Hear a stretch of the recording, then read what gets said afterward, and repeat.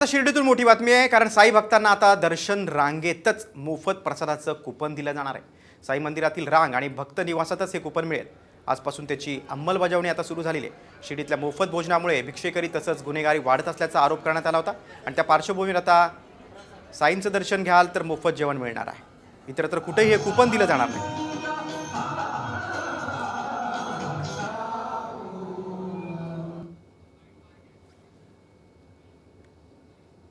ओम साईराम। मी चेंबूरवरनं आलेली आहे। मी दरवर्षी इकडे येते। फारच छान वाटतं शिर्डीमध्ये येऊन। खूप पॉझिटिव्ह वाइब्स मिळतात आपल्याला। मी इकडे आले, आता दर्शन झाल्या इकडे कुपन दिलं आम्हाला आणि मग मी अचानक सरप्राईज झाली की हे कुपन कसलं आहे। तेव्हा विचारण्यात आल्यावर मला कळालं की हे डायरेक्ट प्रसादाचं तिकीट आहे। तुम्हाला तिथे जाऊन डायरेक्ट प्रसाद तुम्ही खाऊ शकता साईबाबांचा। पण हा निर्णय मला फारच छान वाटला की इकडेच दर्शन झाल्या आपल्याला हे कुपन दिलं जातं।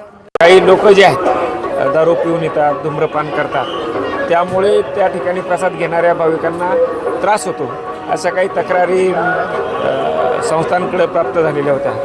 त्यामुळे साई भक्तांच्या सोयीसाठी जो आहे तो आजपासून जे आहे बाबांचं दर्शन घेतल्यानंतर दर्शन लाईनमध्ये जे आहेत ज्या ठिकाणी उदी प्रसाद वाटप होतो त्या ठिकाणीच प्रसादाचं जे कुपन जे आहे त्याचं वाटप जे आहे सुरू केलेलं आहे।